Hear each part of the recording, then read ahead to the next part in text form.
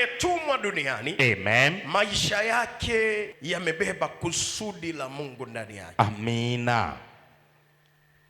Yako mambo Mungu amekuandikia, amen, ya kwamba katika zama zako lazima yatendeke. Amina. Lazima yafanyike. Amen. Lakini kufatana na viapo vilivyoko ndani ya ukoo. Viapo. Manake wameapa kwamba hakutakiwi kutokee tajiri kwenye ukoo wenu. Amen. Hakutakiwi atokee kiongozi kwenye ukoo wenu.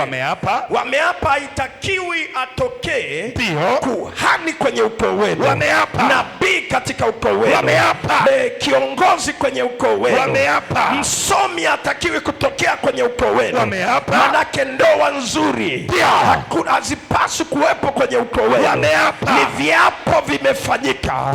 Na hivyo viapo mashetani wanavisimamia kila mwaka kuhakikisha ya kwamba atokei mtu fulani kwenye ukoo wenu.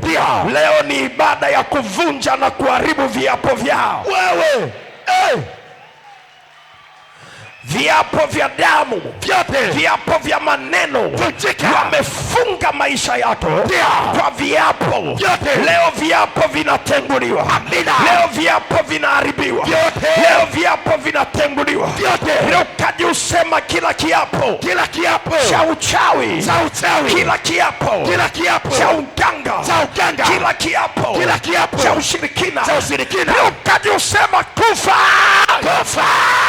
Piga sauti, sema haribika. haribika kwa damu ya nani? Ya mwana kondoo. Kwa damu ya nani? Ya Yesu Kristo wa Nazareti, Mungu mkuu nuru halisi. Pigie Yesu makofi mazuri. Yes. Maisha yamefungwa. Amen. Kwa sababu ya nini? Viapo. Amina.